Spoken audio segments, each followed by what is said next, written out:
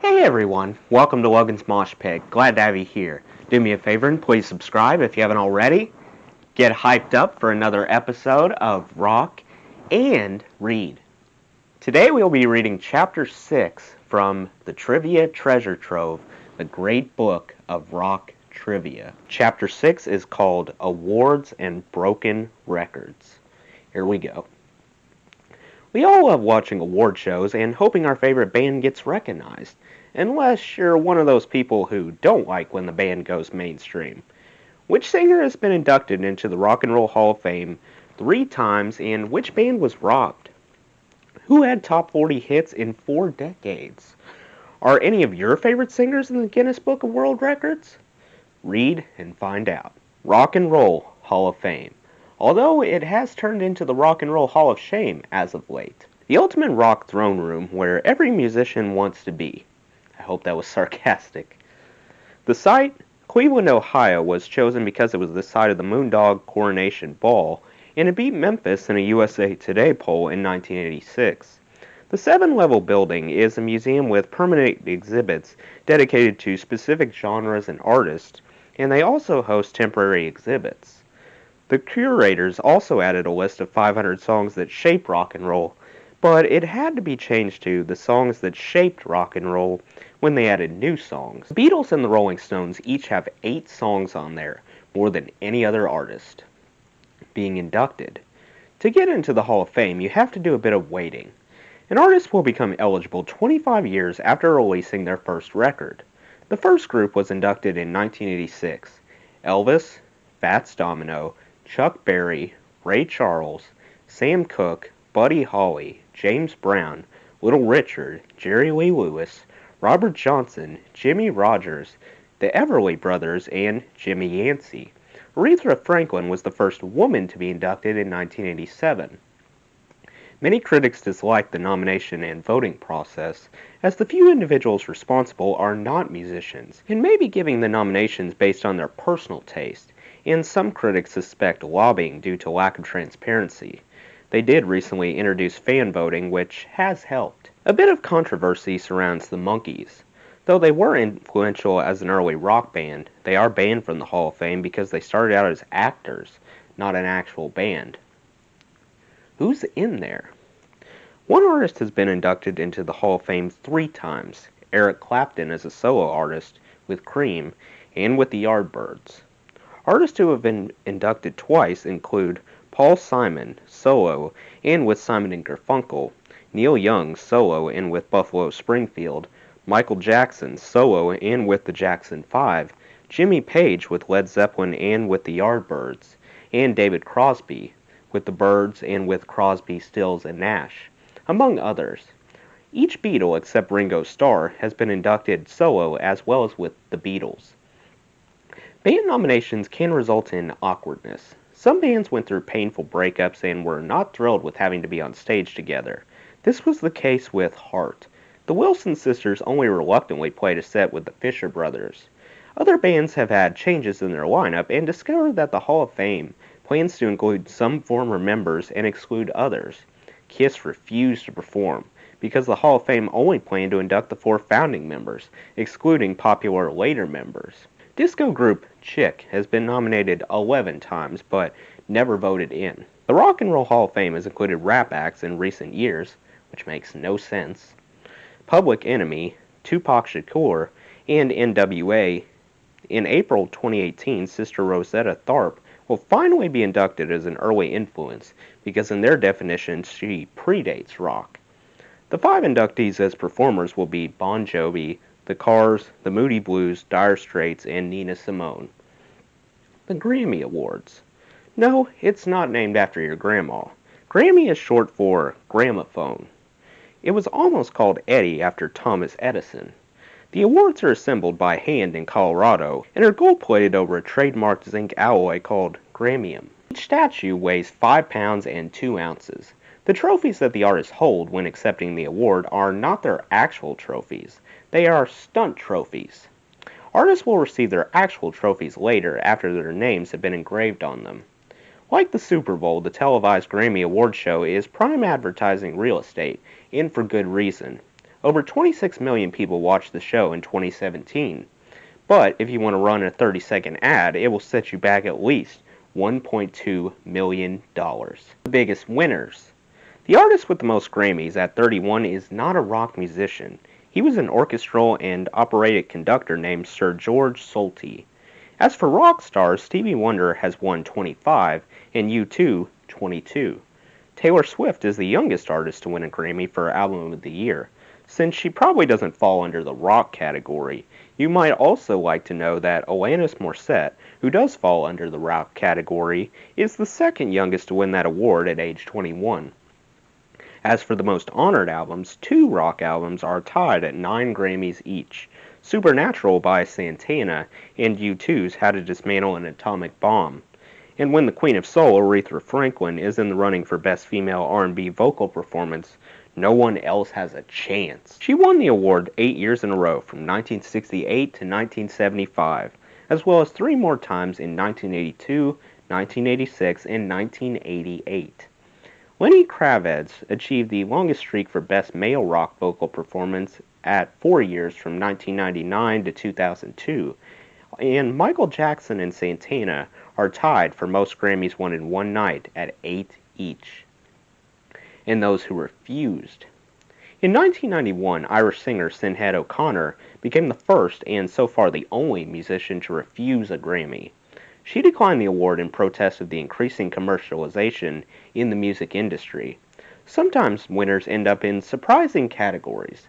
In 1989, everyone expected Metallica to win for Best Hard Rock/Heavy Metal Performance, but the award went to Jethro Tull, a band not considered by most to be a metal band. Frontman Ian Anderson didn't even attend the ceremony since he didn't expect to win. I don't blame him. Gracilis Records ran a congratulatory ad saying the flute is a heavy metal instrument. Metallica did win the award in 1991, and drummer Lars Ulrich thanked Jethro Tull for not releasing an album that year. Only one winner has had their award taken away, and that was Milli Vanilli, after word got out there were not actually singers of their songs. There are a number of much-loved artists who have never won a Grammy. The Who, Led Zeppelin, Jimi Hendrix, Bob Marley, Chuck Berry, The Grateful Dead, and the Beach Boys. The Beatles were the first rock group to win a Grammy for Best New Artist in 1965. Billboard charts. Billboard magazine tracks singles and albums by popularity based on sales, airplay, and streaming. The Billboard Hot 100 tracks singles, and the Billboard 200 ranks albums. Alternative rock band Imagine Dragons holds the record of longest run on the Hot 100 with Radioactive, which stayed on the charts for 87 weeks, and was the biggest rock hit of 2013. Cher went nearly 25 years between number 1 hits, Dark Lady in 1974 and Believe in 1999. Believe stayed at number 1 for 4 weeks. As you already know, Pink Floyd holds the record of longest run on the Billboard 200 with Dark Side of the Moon, 861 weeks. But the longest reign on the Billboard 200 by a man goes to Michael Jackson for Thriller. That album stayed on the charts for 37 weeks and gave the King of Pop 7 top 10 singles on the Billboard Hot 100. The Rolling Stones hold the record for the most top 10 albums, a whopping 36. However, the Monkees had 4 number 1 albums in 1 year in 1967. Billboard also has a list of top 100 hits of all time. As of 2015, 4 artists each have 3 songs on the list: Lionel Richie, Boyz II Men, Bee Gees, and Paul McCartney. And some songs just never hit number 1. Foreigner held the number 2 spot for 10 weeks in 1981 and 1982 with Waiting for a Girl Like You. Several songs have debuted at number 1, including I Don't Want to Miss a Thing by Aerosmith. The Beatles have had 20 number 1 singles, and they also hold the record for most number 1 singles in a calendar year, 6 in 1964 and 5 in 1965. They're also the only artists to have replaced themselves at number 1 twice, for a total of 3 number 1 hits in a row. Guinness World Records. The Guinness Book of World Records needs no introduction. There are lots of rock-related Guinness records. To achieve the Guinness record for largest performing rock band, the band in question had to be professionally conducted and to be of a good standard. In 2016, Qiu Jian, father of Chinese rock, conducted a 953-person rock band in Tianjin, China. The performers came from the Beijing Contemporary Music Academy and included 151 drummers, 154 guitarists, 101 bassists, 349 singers, 100 keyboardists, and 98 wind instruments. That's a lot. Many of the participants were children. With all the talk of Woodstock, it is not the largest free rock concert. That award goes to Rod Stewart's New Year's Eve concert in 1994 on Copacabana Beach in Brazil. 4.2 million people attended the live show. Even if you can't play guitar, you can play air guitar. 2,377 participants in the San Manuel Indian Bingo and Casino in Highland, California, achieved the record for largest air guitar ensemble in 2011. Not a rock musician, but Justin Bieber holds an unfortunate record. With over 8 million thumbs down as of 2018, Baby is the most disliked video on YouTube. I'm honored to be a part of that. I helped make that record happen. While we're on the subject of the internet, Miley Cyrus is the most searched pop star, beating the record set by Michael Jackson in 2009. The record for first gig on a floating iceberg goes to metal band The Defiled. Fans watched from fishing boats as the band played a 30-minute gig in the Greenland Sea. Speaking of ice, British singer Charlie Simpson did a concert in Oymyakon, Siberia, Russia, for the record of world's coldest gig. Sirs and dames. A number of rock stars have been knighted.